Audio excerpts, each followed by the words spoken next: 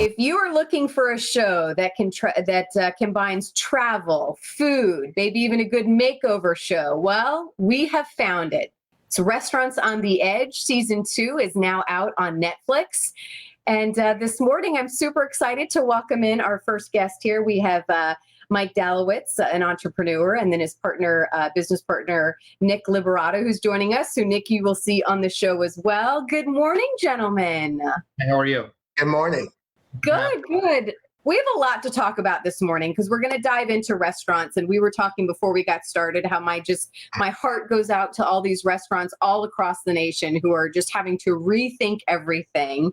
And this show, I think, is I think hits such a sweet spot. I think when you're looking at restaurants and traveling and what it means to go to a restaurant and really get kind of a slice of what that atmosphere is.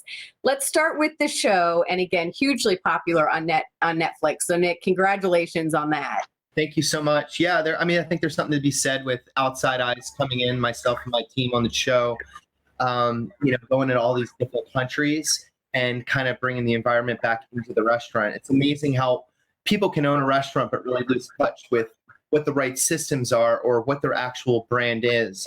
And I think what the show did so great was bringing two Canadians and an American to these other countries, all focusing in on their talents to elevate and uplift this place in the most positive way without your normal drama that you get in a lot of reality shows. And this was just a great injection of culture, I think, for the viewers, as well as a lot of hope and good times, and it certainly when it went live during the pandemic.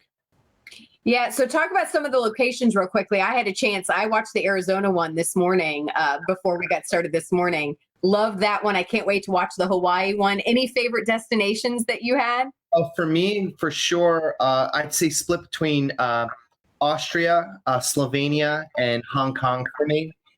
Just because I think I've been to some of the other places, but those were some spots I had not been. And the culture really shined through, as well as the beautiful people, and the transformations were stunning. Oh, well, again, it's like a great makeover show as well. And to see what you're able to do with these business owners. Let's talk about the business end of this. And again, your hospitality group that the both of you are in on is 618 Hospitality.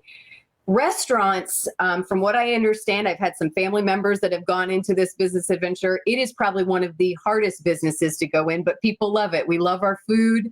Restaurants, talk about that aspect of it. And then when you add a pandemic on top of it, again, my heart just hurts for some of these businesses.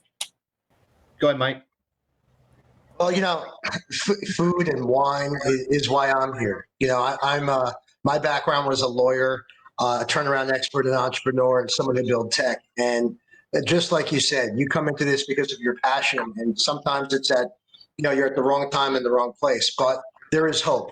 Coming in right now, we are actually very excited to what we can provide for this industry, and bringing a little bit of my background with Nick's passion and background, and that's a way to thrive, not just survive. We have alternative financial models, proprietary technology called QLess, which we can get into as well, and we're excited about what we can bring. It doesn't, just because a pandemic hits, I always say we're gladiators. Winter's our season. We're going to power through this. And unfortunately, it is a time period where having the right strategy and the right voice and the right tone and the right capital and the right tech is highly important.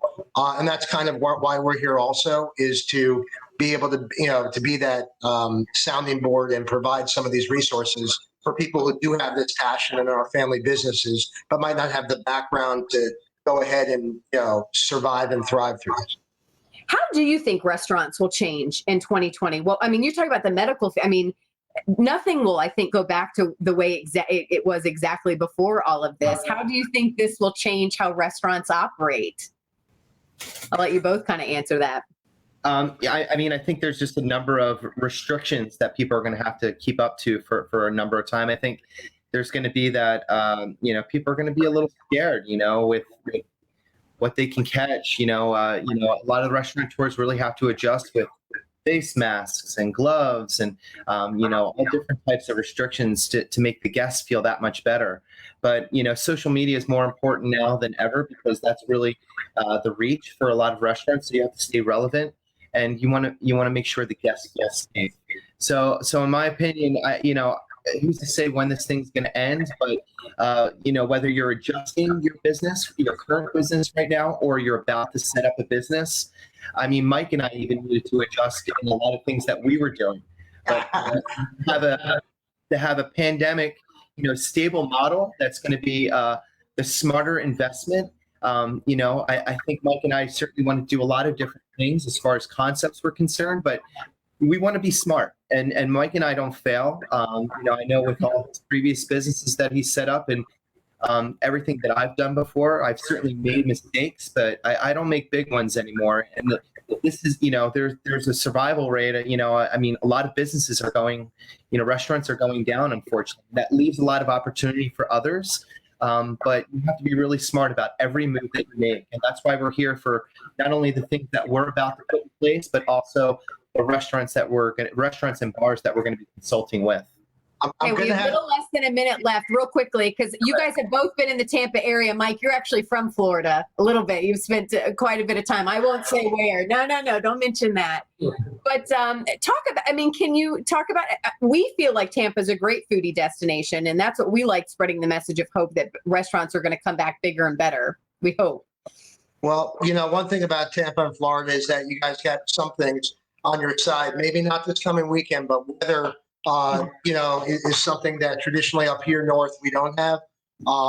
So if you have the ability to be outside, be outside. If you have the ability to just look at some of the emerging technology and some alternative models you can do to be there, be there. But stay safe, stay happy, stay uplifted is my message. We're all going to get through this.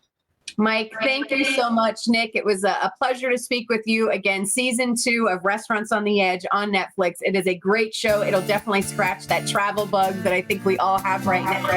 And again, such a treat to have you both. Keep us posted, okay? Thanks, Carly. Take care. Bye.